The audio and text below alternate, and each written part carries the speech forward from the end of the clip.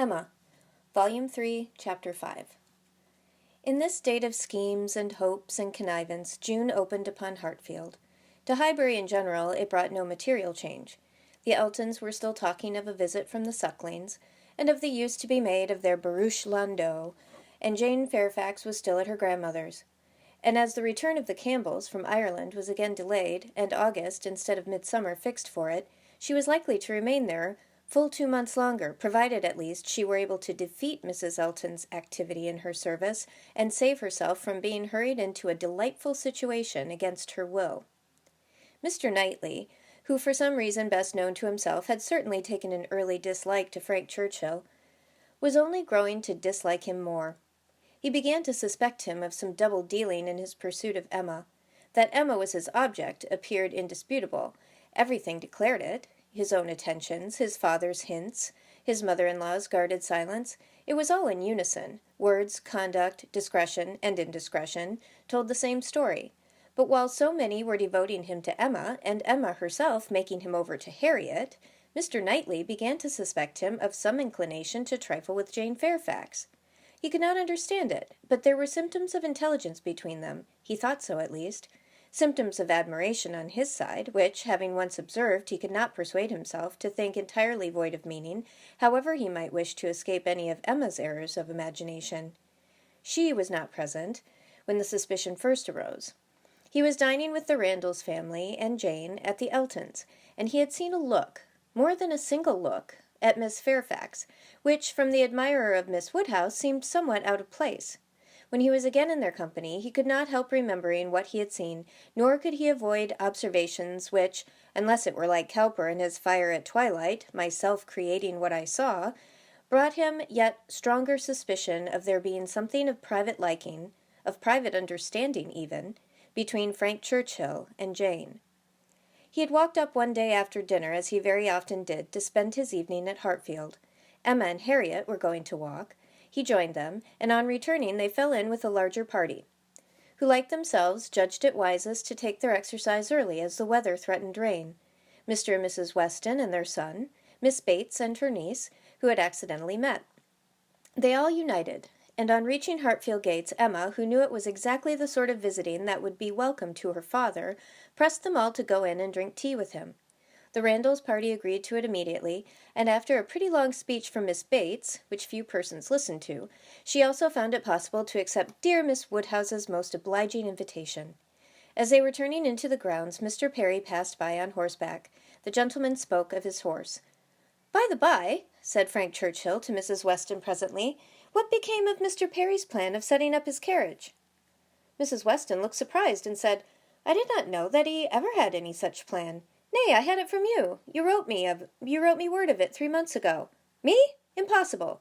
"Indeed you did. I remember it perfectly. You mentioned it as what was certainly to be very soon. Mrs. Perry had told somebody, and was extremely happy about it. It was owing to her persuasion, as she thought his being out in bad weather did him a great deal of harm. You must remember it now." "Upon my word, I never heard of it till this moment." "Never? Really never? Bless me, how could it be? Then I must have dreamt it. But I was completely persuaded—" "Miss Smith, you walk as if you were tired. You will not be sorry to find yourself at home." "What is this? What is this?" cried Mr. Weston. "About Perry and a carriage? Is Perry going to set up his carriage, Frank? I'm glad he can afford it. You had it from himself, had you?" "No, sir," replied his son, laughing. "I seem to have had it from nobody. Very odd.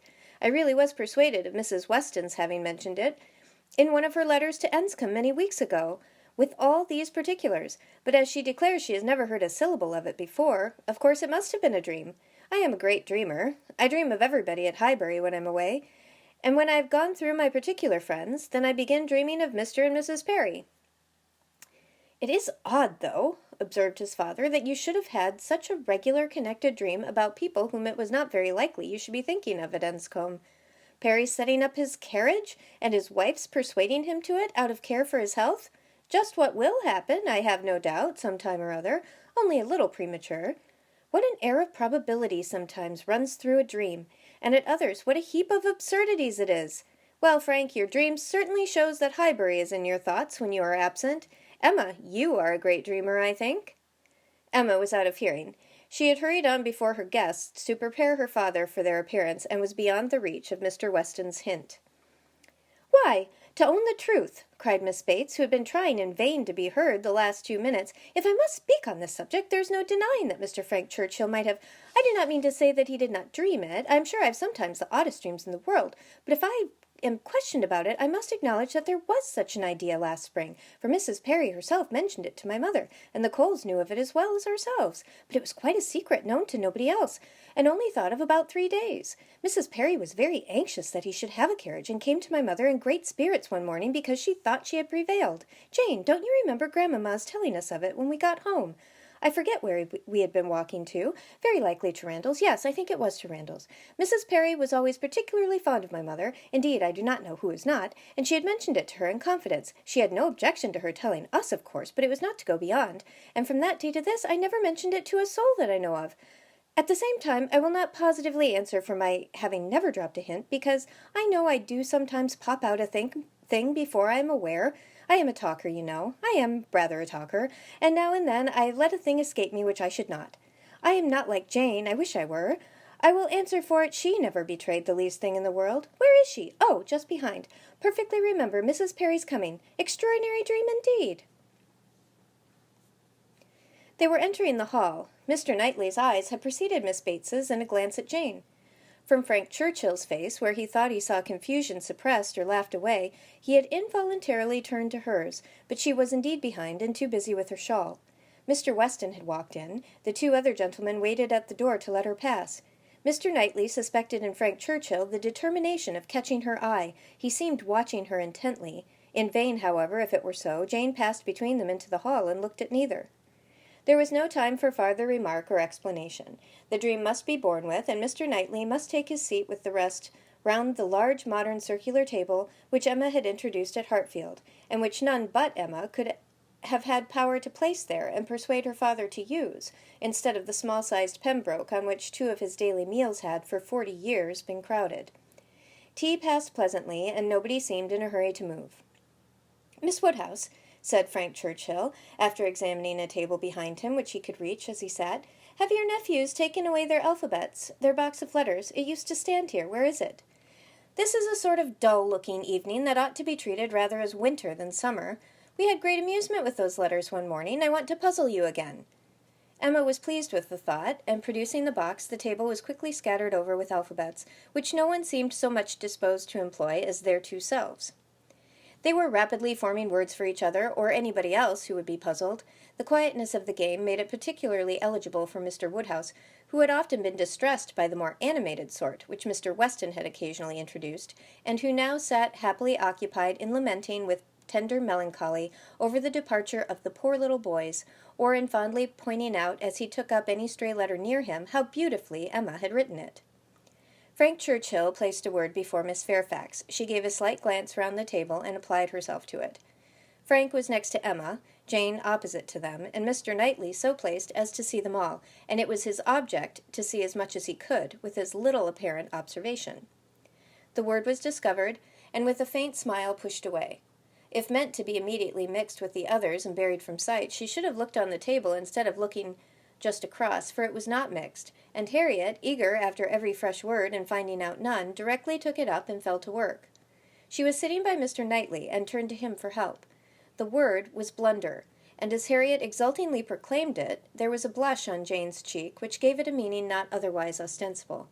Mr. Knightley connected it with the dream, but how it could all be was beyond his comprehension. How the delicacy, the discretion of his favorite, could have been so lain asleep? He feared there must be some decided involvement. Disingenuousness and double-dealing seemed to meet him at every turn. These letters were but the vehicle for gallantry and trick. It was a child's play, chosen to conceal a deeper game on Frank Churchill's part. With great indignation did he continue to observe him, with great alarm and distrust, to observe also his 2 blinded companions. He saw a short word prepared for Emma, and given to her with a look sly and demure. He saw that Emma had soon made it out, and found it highly entertaining, though it was something which she judged it proper to appear to censure, for she said, "Nonsense! For shame!" He heard Frank Churchill next say, with a glance toward Jane, "I will give it to her, shall I?" and as clearly heard Emma opposing it with eager, laughing warmth. "No, no, you must not. You shall not, indeed." It was done, however. This gallant young man, who seemed to love without feeling and to recommend himself without complacence, directly handed over the word to Miss Fairfax, and with a particular degree of sedate civility entreated her to study it. Mr. Knightley's excessive curiosity to know what this word might be made him seize every possible moment for darting his eye towards it, and it was not long before he saw it to be Dixon. Jane Fairfax's perception seemed to accompany his. Her comprehension was certainly more equal to the covert meaning, the superior intelligence of those 5 letters so arranged. She was evidently displeased, looked up, and seeing herself watched, blushed more deeply than he had ever perceived her, and saying only, "I did not know that proper names were allowed," pushed away the letters with an even angry spirit, and looked resolved to be engaged by no other word that could be offered. Her face was averted from those who had made the attack, and turned towards her aunt. "Ay, very true, my dear," cried the latter, though Jane had not spoken a word. "I was just saying the same thing. It is time for us to be going indeed. The evening is closing in, and grandmamma will be looking for us. My dear sir, you are too obliging. We really must wish you good night." Jane's alertness in moving proved her as ready as her aunt had preconceived. She was immediately up and wanting to quit the table, but so many were also moving that she could not get away, and Mr. Knightley thought he saw another collection of letters anxiously pushed towards her, and resolutely swept away by her, unexamined. She was afterwards looking for her shawl. Frank Churchill was looking also. It was growing dusk, and the room was in confusion, and how they parted Mr. Knightley could not tell. He remained at Hartfield after all the rest, his thoughts full of what he had seen, so full that when the candles came to assist his observations, he must, yes, he certainly must, as a friend, an anxious friend, give Emma some hint, ask her some question. He could not see her in a situation of such danger without trying to preserve her. It was his duty. "Pray, Emma," said he, "may I ask in what lay the great amusement, the poignant sting of the last word given to you and Miss Fairfax? I saw the word, and am curious to know how it could be so very entertaining to the one, and so very distressing to the other." Emma was extremely confused. She could not endure to give him the true explanation, for though her suspicions were by no means removed, she was really ashamed of having ever imparted them. "Oh," she cried, in evident embarrassment, "it all meant nothing, a mere joke among ourselves."